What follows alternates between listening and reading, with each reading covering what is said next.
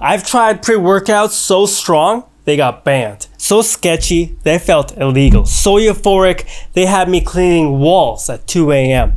And here's every single one ranked. No-Xplode. My very first pre-workout. It was actually an accident. I ordered some beta-alanine pills, a simple non-stim pre-workout, but inside the box, a couple of No-Xplode samples. I didn't have coffee at that time, I didn't touch energy drinks, so when I ripped one open and poured it in, it was like slamming lightning. I felt like I was turning into Zeus. The tingles, the rush, the insane burst of energy. I was bouncing between sets, flexing in the mirror like I just invented and discovered bodybuilding. Looking back, No-Xplode isn't extreme compared to what came later, but in 2007, it was the gateway. It made me realize a scoop of powder could flip a switch in your brain and body. For years, those red tubs were everywhere. If you lived in the late 2000s, you saw them. It wasn't the most dangerous pre-workout. It was the spark that started my obsession. But compared to what came next, this was child's play. The VPX, no shotgun. If you remember this was No-Xplode's meter cousin. You cracked the tub open and the smell alone, it told you it wasn't messing around. It was gritty, stim heavy, no polish, no hype, just raw energy. One time, I took a scoop before deadlifts and I felt like my teeth was vibrating because I was just so jacked up. Guys at the gym who used it had restless pacing between sets, jaw tight, eyes wide. If you lifted back then, you probably saw someone slamming this behind the counter. It was strong. It was mainstream, but it was one of those pre-workouts where it was just available for everyone to take. Now the next tub made shotgun look like flavored water. Dark energy. This was chaos in the tub. DMAA, DMHA, caffeine, the whole shazam. The trifecta of stimulants. You didn't take this if you had plans after the gym. You were vibing. The workouts were wild, euphoric, almost maniac. I once went in for chest. I ended up doing legs too because I couldn't stop. The calm down was a bit of a sledgehammer because it hit hard after a couple hours. But for those few hours, you felt untouchable. Some people hated it, some people lived by it. Everyone respected it though. Half of you watching know a guy probably who has a sealed tub of dark energy hidden away like treasure or planning to sell it on eBay for like $300. It became a cult icon, a badge that said, yeah, I like my heart rate flirting with energy. But if you think this sounds insane, is where things got sketchy. APS Mesomorph. This was the one guys whispered about when Jack3d disappeared. Yo, have you tried Mesomorph yet? Oh man, this shit's insane. Like, it tastes like candy, but it was the one that carried DMAA, and it was consistent, aggressive, reliable. It wasn't flashy, but it gave some raw performance. The flavor was so good, you would think they were selling this to kids. But that's what made it so legendary. Your eyes would be like cracked out, guys would go through workouts like it was nothing. People were getting pumps and they felt immortal. I heard one guy was using Mesomorph and ended up doing legs for 3 hours straight and still didn't want to leave. If you were in the gyms around 2010, you probably heard of Mesomorph.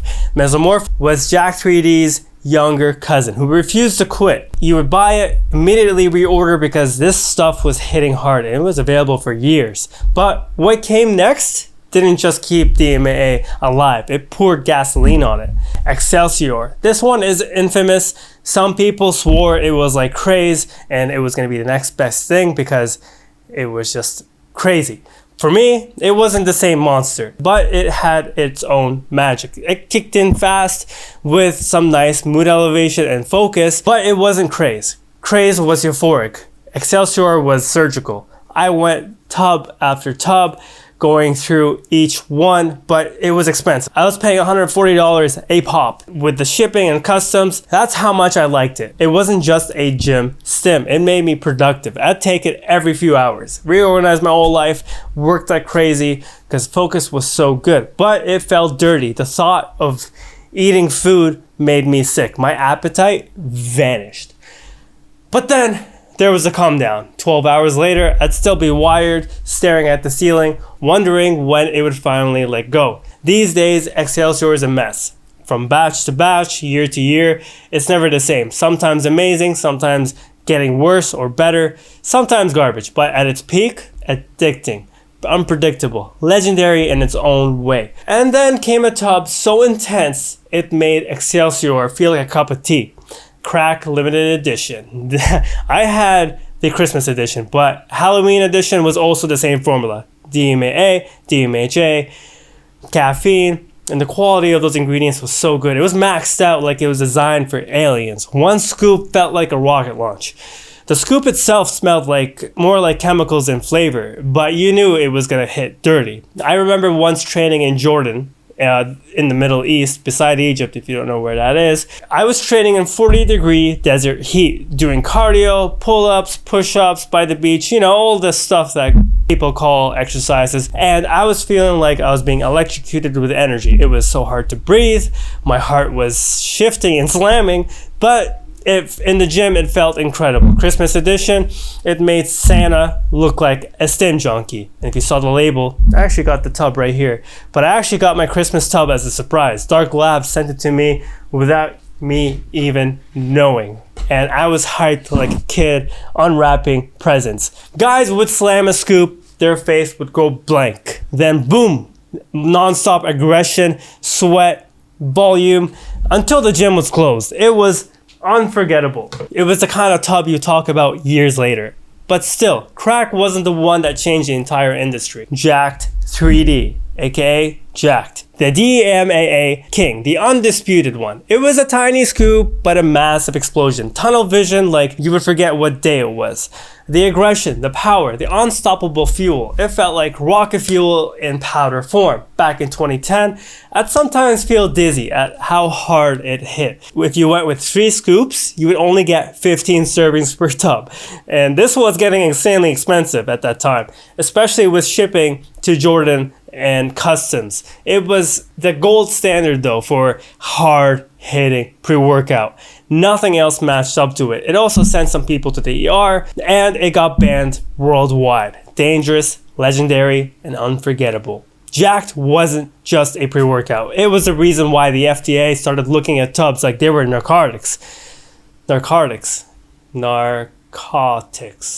Personally, crack was my favorite with DMAA, but historically, Jacked was the king that changed everything and the industry.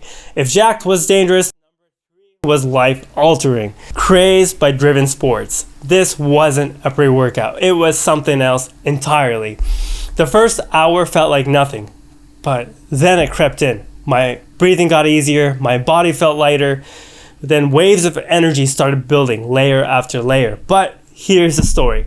I once stacked Craze. Actually, the first time I took Craze, I took it with another pre-workout because Craze did not hit. That was the biggest mistake I ever made. My heart was pounding so hard I thought I was gonna flatline. I was ready. I was already questioning my 3 years of pre-workout usage. That was never underestimate Craze moment, because once it hit, it didn't just make me want to lift. It made me want to live differently. I'd get on my computer, I'd feel creative, I'd feel confident, I'd call people I'd never really normally call, and I'd clean my walls at 2 a.m. I'd lose my track of time working, thinking, building. It wasn't just a gym pre, it was a productivity stim, a life stim. The appetite suppression was also insane. The euphoria was next level, but the withdrawals were brutal. Depression, fatigue, sleeping all day, nothing else worked for months, even a year. Like, I was looking for Craze so much and so long, it never really showed up again. But Craze was addictive, destructive, unforgettable. Craze didn't just boost my workouts, it boosted my existential crisis. People suspected meth analogs. The label never explained it, but it didn't matter. Craze was in a league of its own. Nothing else came close. People would be buying this and be like, okay, this is a really good pre-workout, and they look at the label, oh, they have some really good stimulants in there. But little did they know, it was an analog of meth. So that's the ranking from No-Xplode to Craze. 20 years of chaos, dangers, and fun. Hundreds of scoops, hundreds of tubs tested, and a cardiovascular system that still hasn't forgiven me. But if you want to keep cleaning your walls at 2 a.m. for content, hit subscribe, because 88% of you watching are not subscribed, and that hurts worse than a Craze withdrawal, and a Craze withdrawal really hurts. But hey, what's the strongest pre-workout you've ever tried? Drop it in the comments, and if you're buying your own tubs, don't pay full price. Use code FitFrek, save your cash, and I'll keep testing chaos so you don't have to. And oh, for those wondering what's still on shelves today, Mr. White, Doomsday are modern heavy hitters that still shock people the first time they try it. Even Nutrix Outrage for a $26 tub is insanely impressive for the price. And maybe, just maybe, the next scoop won't just be Craze, it'll create the next craze.